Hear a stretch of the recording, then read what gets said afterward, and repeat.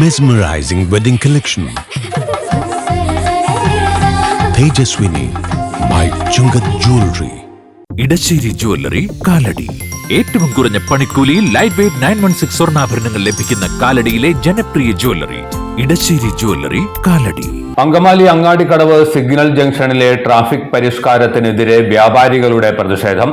MLA-യും നഗരസഭാ ചെയർമാനും ചേർന്ന് ഗതാഗത വകുപ്പ് മന്ത്രിയെ തെറ്റിദ്ധരിപ്പിക്കുകയായിരുന്നുവെന്ന് വ്യാപാരി വ്യവസായി സമിതി മേഖലാ രക്ഷാധികാരി അഡ്വക്കേറ്റ് KK ഷിബു.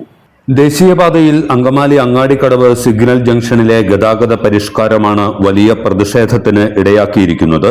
പാറക്കടവ്, പുളിയനം, എളവൂർ, പീച്ചാനിക്കാട് ഭാഗങ്ങളിൽ നിന്ന് അങ്കമാലി നഗരത്തിലേക്ക് വരുന്നവരെയും ചാലക്കുടി, കറുകുറ്റി ഭാഗങ്ങളിൽ നിന്ന് അങ്ങാടിക്കടവ് റോഡിലേക്ക് പോകുന്നവരെയും പുതിയ പരിഷ്കാരം ദുരിതത്തിലാക്കുന്നതായാണ് പരാതി. പരിഷ്കാരം പുനഃപരിശോധിക്കണമെന്നാവശ്യപ്പെട്ട് വ്യാപാരി വ്യവസായി സമിതി അങ്കമാലി മേഖലാ കമ്മിറ്റിയുടെ നേതൃത്വത്തിൽ അങ്കമാലി ജോയിന്റ് RT ഓഫീസിലേക്ക് മാർച്ചും ധർണയും നടത്തി.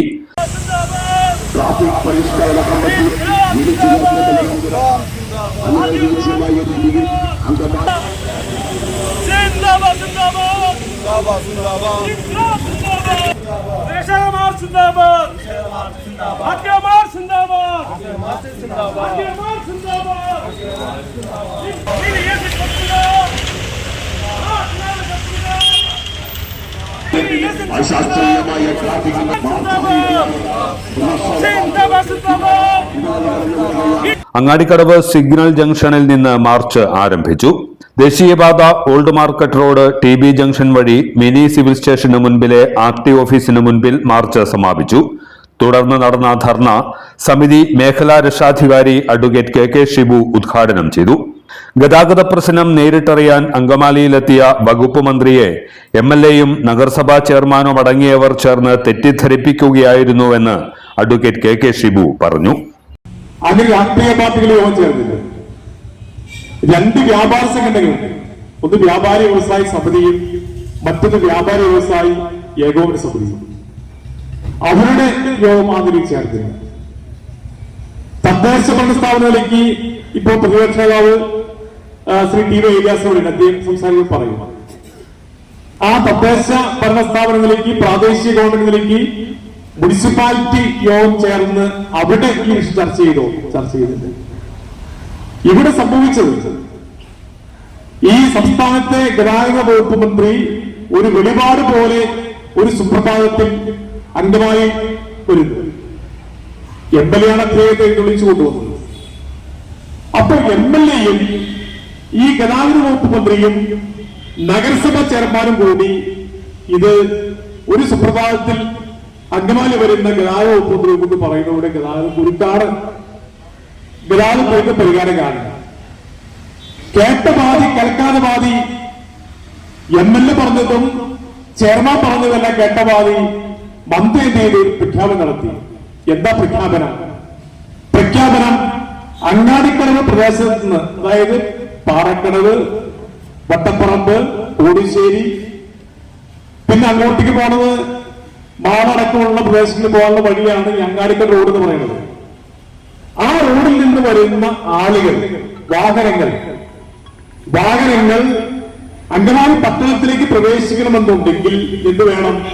ഇവിടെ നമ്മുടെ ബേബി സൂചിപ്പിച്ച പോലെ അത് കോതകുളങ്ങര ജംഗ്ഷൻ, അവിടെ താഴത്ത് അമ്പലത്തിൽ താഴത്ത് നിന്ന് അവിടെ U-turn എടുത്ത് എവിടേക്ക് വരണം? ടൗണിലേക്ക് വരണം. ഇനി തൃശൂർ ഭാഗത്ത് നിന്ന് വരുന്ന വാഹനങ്ങൾ അങ്ങാടിക്കടവ് റോഡിലേക്ക് അല്ലെങ്കിൽ ഈ പറയുന്ന പാറക്കടവിലേക്കോ വട്ടപ്പറമ്പിലേക്കോ മാളയിലേക്കോ പോകുന്നത് എന്ത് വേണം?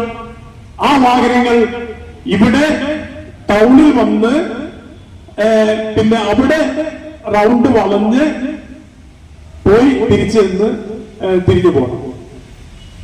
പ്രായോഗികമായി നമ്മുടെ ഈ അങ്കമാലി പട്ടണത്തെ ഒരു കാരണവശാലും അംഗീകരിക്കാൻ കഴിയാത്ത ഒരു പദ്ധതിയാണ് സ്ഥലം MLA-യും ഈ ചെയർമാനും ചേർന്ന് മന്ത്രിയെ കൊണ്ട് നിർവഹിപ്പിച്ചത്.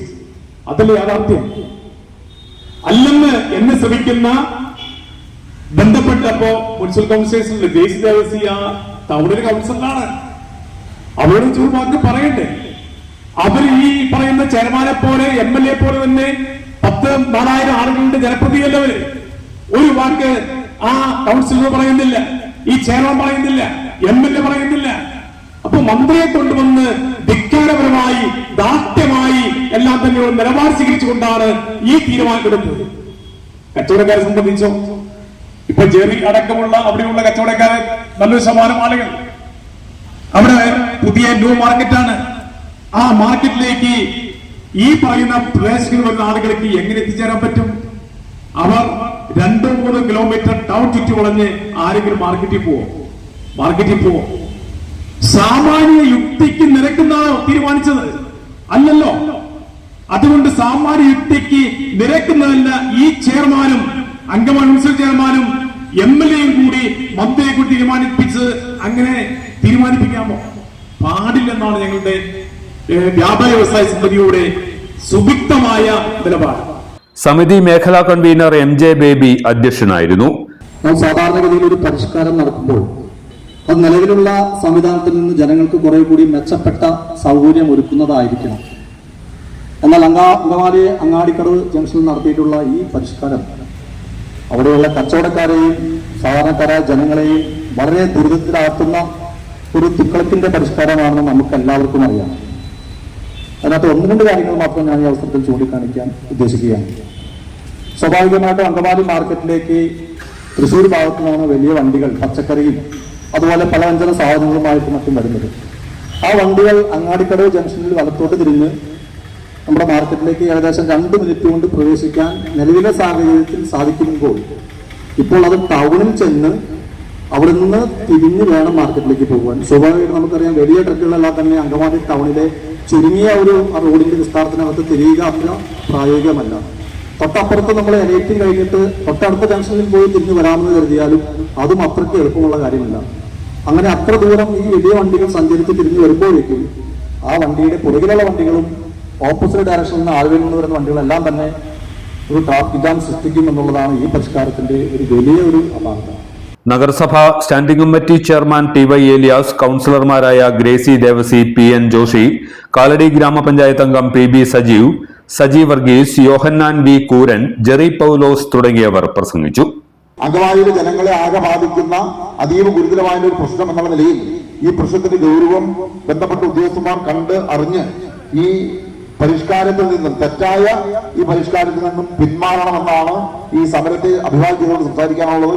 മുൻ ഗതാഗത വകുപ്പ് മന്ത്രി ശ്രീ ജോസ് തെറ്റ, അങ്കമാലിയുടെ ഈ പ്രശ്നങ്ങൾ അറിയാവുന്ന നിരവധി രാഷ്ട്രീയ പ്രവർത്തകർ, അതായത് ട്രേഡ് യൂണിയൻ നേതാക്കന്മാർ, അവരെയൊക്കെ വിളിച്ച് ഈ കാര്യം സംസാരിക്കേണ്ട ഒരു ഉത്തരവാദിത്വം ബഹുമാനപ്പെട്ട മന്ത്രിക്ക് ഉണ്ടായിരുന്നു.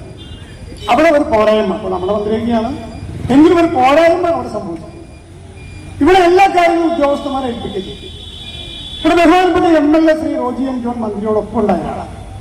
മന്ത്രി വന്ന ആ സമയം മുതൽ മന്ത്രി പിരിഞ്ഞു പോകുന്നവരെ ഈ പറയുന്ന മന്ത്രിയോടൊപ്പം ഉണ്ടായിരുന്ന ആളാണ് ബഹുമാനപ്പെട്ട റോജി M. ജോൺ, നമ്മുടെ നഗരസഭാ ചെയർമാൻ. ഇവരൊക്കെ ചർച്ചയുടെ അടിസ്ഥാനത്തിലാണ് ഇത്തരത്തിലുള്ള തലതിരിഞ്ഞ, അങ്ങനെയെന്ന് പറയേണ്ടി വരും, തലതിരിഞ്ഞ ട്രാഫിക് പരിഷ്കാരങ്ങൾ ഇവിടെ ഏർപ്പെടുത്തി.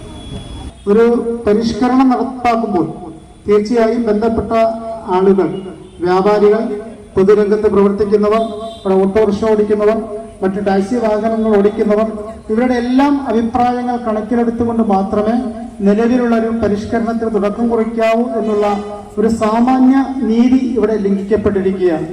എല്ലാത്തരം അഴുക്കിനെയും തുടച്ചുമാറ്റി സുഗന്ധം പരത്താൻ ഇനി എന്നെന്നും ഓർമ്മ പെർഫ്യൂംഡ് ക്ലീനിംഗ് ലിക്വിഡ്. വീടെന്നും സ്വർഗമാക്കാൻ ഓർമ്മ പ്രോഡക്ട്സ്.